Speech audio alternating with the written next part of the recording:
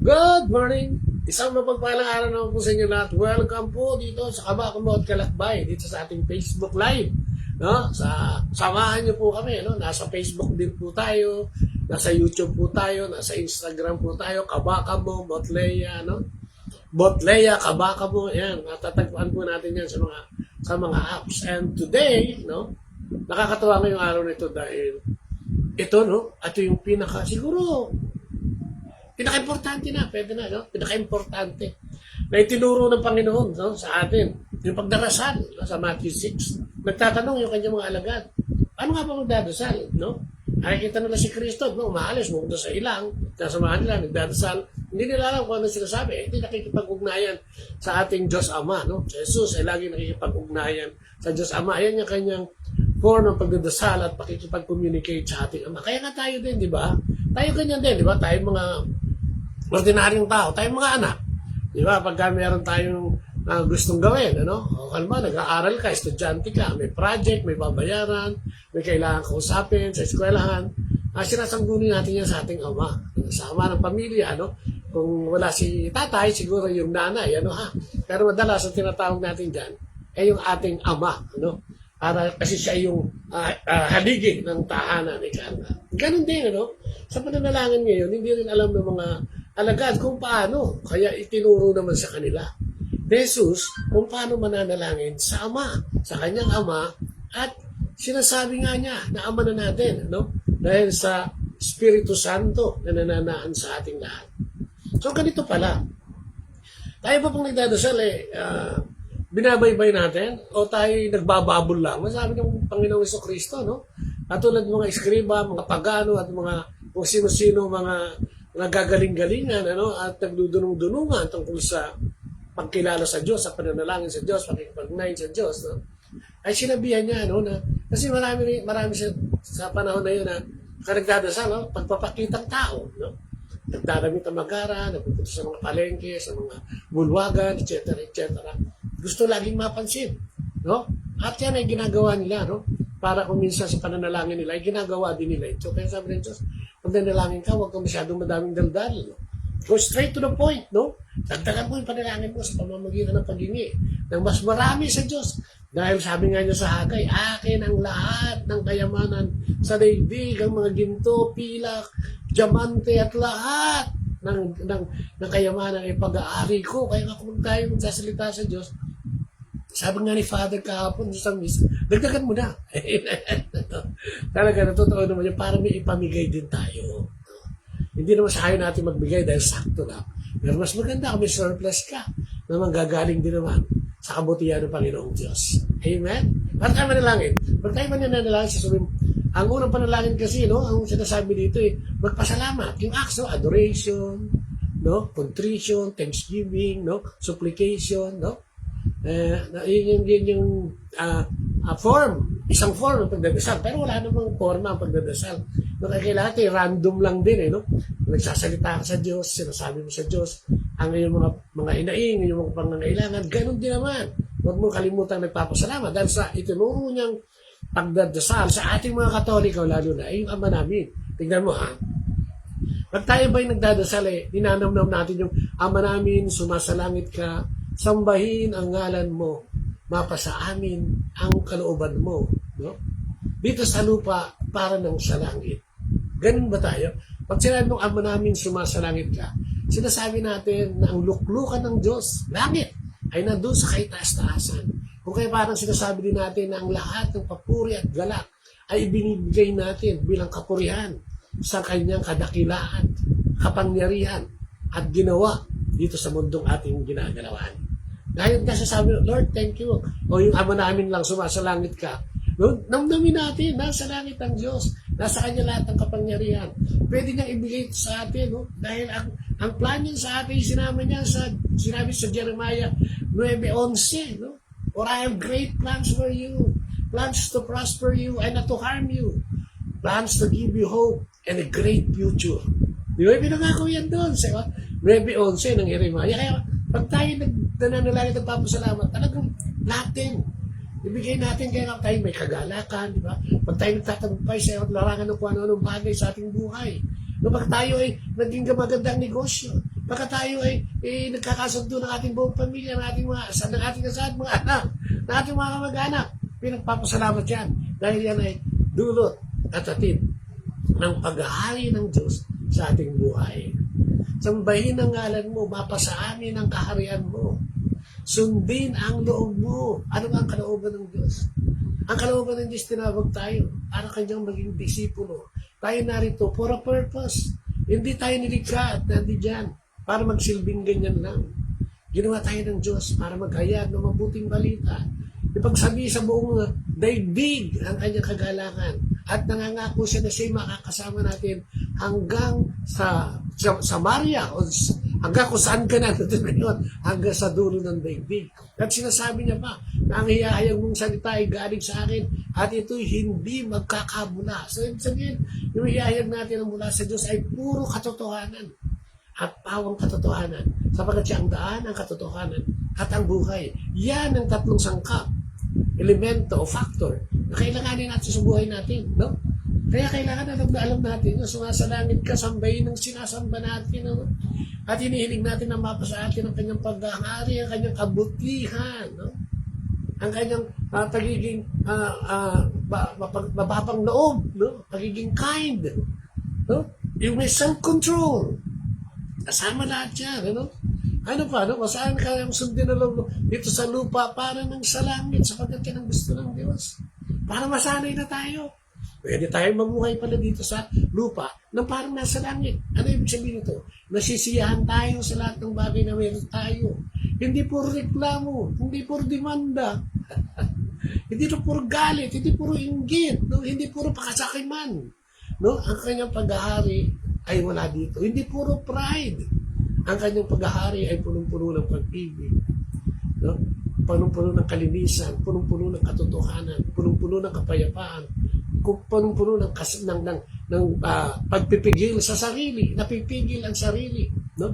Pagka may mga bagay na uncontrolled, andi dyan ang biyaya ng Diyos. No? Sundin ang loob mo dito sa lupa para ng sa langit. Bigyan mo kami ng aming kakanin sa araw-araw. Ano ibig sabihin ito? Isinusuko natin sa Diyos na kung hindi sa Kanya, tayo mag-iikahos. Literal, tayo hindi makakakain. Tayo walang pagkain. Tayo walang mabibili ng pagkain. Tayo walang mabibiling pagkain. Ipambibili ng pagkain. Lahat yan wala. Tayo matutuyot. Kung wala tayo sa pag-aari niya. Magkakawindang-windang ang riles ng ating kabuhayan pag wala tayo sa pag-aari niya. Diba? Kaya ang pagkain, pag sabi mo pagkain, generalize yan. Lahat. Pagkain spiritual, ang kaluluwa. Pagkain ilalaman sa tiyan. Pagkain ng kaisipan. No? At lahat ng uri ng pagkain sa ating pananampalataya. Lahat yan ay kasama. Kaya kapag dinadasal natin yung amo namin, andiyan na lahat. Kompleto na po yan. Ad-lib na lang tayo. At ad-lib at put it into action. Ginagampanan natin. Bigyan mo kami ng aming makakain sa araw-araw. Makakain sa araw. Di ba? Patawarin mo kami sa aming kasalanan. Para ng pagpapatawad namin sa nagkakasala sa amin. Dalawang bagay. Hindi pwedeng ikaw lang hingi ng tawad. No? Hingi ka ng hingi ng tawad. Pero pag may hingi ng tawad siya, nakatikom ang kamay mo. At hindi mo maibigay ang kapatawaran. Lalo na yung mga kapatawaran o yung dapat nang ibinigay ng mahabang panahon na ang lumipas. Dahil sa galit. No? Nararamdaman mo ba? Na hanggang ngayon, pag may galit ka, hindi ka makamove on. Lagi kang i-istorbo yung galit mo eh.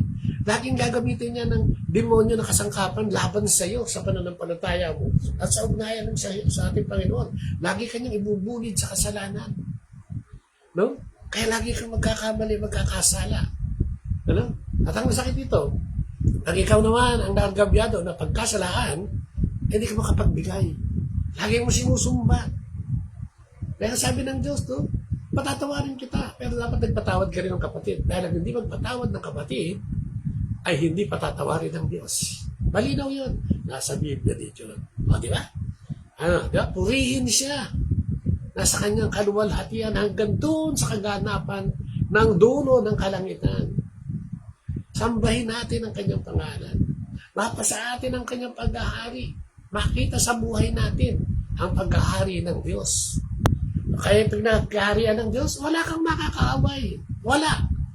No? Minsan nagdidemonyo lang, may demonyo gumagala at naggagawa nito dahil sa espiritong masama. Ano? No, sa atin ang kaharian niya. Sundin ang kalooban niya. Ang kalooban niya yung magmaanan tayo. Love one another as I love you. Diba? People will know that I love you if they see that you love one another. Diba? May kantang ganyan. Diba? Kaya kailangan nakikita yun. Yan ang manifestation ng kabuuan. No? Tapos paghingi sa atin sa kanya na ating mga pangangailangan at paghingi ng tawad. No? At pagpapatawad na nagkakasala sa atin. So, di ba sabi nga, kung naalala mo, no, kung ikaw ay mag-aalay sa altar, kung ikaw ay magpupuri sa Diyos at naglaglak ang alay, at naalala mo na ikaw ay may kagalit o yung kapatid mo ay hindi kayo nagkakasundo pa, iwanan mo muna sandali yung alay. Puntahan yung kapatid bago ka bumalik para ipagpatuloy ang pagpasalamat sa Diyos. Ano ibig sabihin? Hindi matanggap ng Diyos ang iyong pasasalamat, ang iyong pagpupuri, pagka may nakatago sa likod ng iyong puso, sa likod ng iyong isip, na may karong kagalit. Gusto ng Diyos pag nag-alay ka sa Kanya, malinis ka. Patawarin mo kami sa aming mga sala, gaya ng patawad namin sa nagkakasala sa amin. At huwag mo kaming ipaintulot sa tukso at ipagadya sa lahat ng masama. Literal. Kung gusto nating huwag matukso, huwag tayong pumunta sa kakatukso. Kung ikaw ay hindi maawat ang iyong pagsusugal, huwag ka pumunta doon sa pasugalan. Huwag ka pumunta doon sa kasino. Huwag ka pumunta doon sa racetrack o yung sa karera ng kabayo. Huwag ka pumunta sa lahat ng mga bagay na magbibigay sa iyo ng tentasyon para gawin yan. Di ba? Ilayo mo kami sa lahat ng masama. Paggawa ng kasalanan, pangangalo niya, pagkiapid, pagpatay, pagkidnap, pagtutulak ng droga, kung ano-ano pa, nakahalin tulad nito. Ito yung pinaiiwasan sa atin. Ilayo tayo, manalangin tayo na tayo ilayo ng Diyos sa lahat ng uri ng kasabapan at ng forma ng tukso sa ating buhay.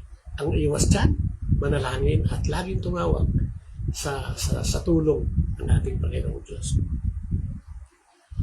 Ipag-adya mo ka sa lahat ng masama ang ating panalangin sa araw-araw nating buhay. No? Magkaroon tayo ng maayos, malinis na pamumuhay kung tayo didikit sa ating Panginoon Diyos. Kaya nga, di ba, no? Ang buhay natin, lagi ka itong sinisir. Tingnan natin, maka-Diyos na tayo. Yung bang pagiging maka-Diyos natin ay napapanindigan natin. O maka-Diyos lang tayo sa salita at wala naman tayong pagbabagong ginagawa para maging banal o may kabanalan. Hindi natin kailanman mapi-perfect ang ginawa ng Diyos sa atin. Pero yung kabanalan ay magagawa natin sa pamamagitan ng mga unti-unting pagbabago sa buhay natin, pag-iwas sa kasalanan o hindi paggawa ng kasalanan. Isang bagay, di ba? Godly, healthy. Magkaroon tayo ng kalusugan ng katawan. Umiwas tayo sa mga bagay na magpapasama, no? Sa o mga chemical na magpapasama sa ating pangangatawan. Hindi natin yan, mga bagay na yan. Ano pa? Healthy. Ang health is wealth. No?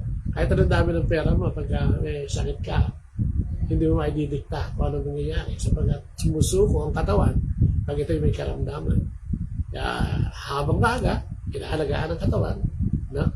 At inaayos ang buhay. You know? Sa lahat ng aspeto yan, godly, healthy, and wealthy life. At yan, ay pwede lamang mangyari kung tayo ay nakalinya, no? Doon sa sinasabi ng ating Ama, yung Lord's Prayer. Sambayin natin siya. Hingin natin ang pangangailangan. Humingi tayo ng tawad sa Kanya. Magpatawad tayo. At pagdasal natin, lahat tayo ay maiwas sa anumang uri ng kasamaan na likha ng kasamaan ng Diablo. Amen? Ang ganda, no? Yung sarap pagnilayan niya, yung Our Father na yun. Ang sarap pagnilayan niya. Every day. Napakarami pang mga at iba pang mga parable, no, na masarap pagnilayan na pwede natin apply sa ating buhay upang ito ay mabago. Kung gusto mo magbago, babagoy ka ng Diyos. No? Sa pamamagitan ng Diyos Ama, ng Anak, at ng Espiritu Santo, sa kanilang pagkakaisa, yung unity, no? ng tatlong persona ng isang Diyos, ay napakalaking halaga sa ating buhay. Tawagin natin at tayo sumunod sa Diyos, Ama, Anak, at Espiritu Santo. Sa kanan ng Ama, ng Anak, at ng Espiritu Santo. Amen. Panginoon, sa iyong pangalan, kami nagpupuri, nagbubuli, nagpapasalamat sa umagang ito sa pagbibigay mo naman sa amin. At makita namin itong ganun mabuting balita. Literal na dasal, literal na dapat gawin, at dapat i-aksyonan sa aming pamumuhay. Yung huli, hirap kami, Lord God. Alam namin ang iyong salita. Naintindihan namin ang iyong sinasabi. Pero pagdating sa gawa, ay sumasabit kami.